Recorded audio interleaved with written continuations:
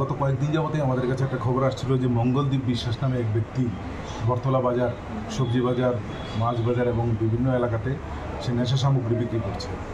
তো অ্যাকর্ডিংলি গতকালকে পশ্চিম থানার ওসি পরিতোষ দাস এবং বটতলা ফাঁড়ি থানার ওসি শুভজিৎ দেবের নেতৃত্বে একটা টিম তৈরি করা হয় এবং রেড করা হয় এবং যথারীতি মঙ্গলদ্বীপকে সবজি বাজার থেকে অ্যারেস্ট করা হয়।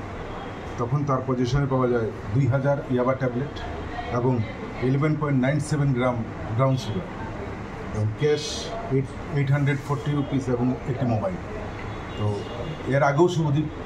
এর আগেও মঙ্গলদ্বীপ অ্যারেস্ট হয়েছে 2023-তে NDPS অ্যাক্টে। ওর কেসটা এখন কোর্টে ট্রায়াল চলছে।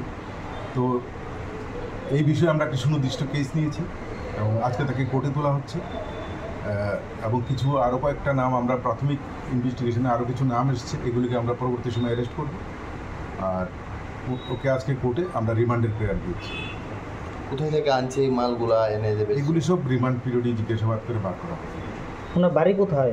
ওনার বাড়ি হচ্ছে অরিজিনালি বাড়ি হচ্ছে জয়নগরে, কিন্তু সে এখানে থাকে না, সে থাকে ইন্দ্রনগর।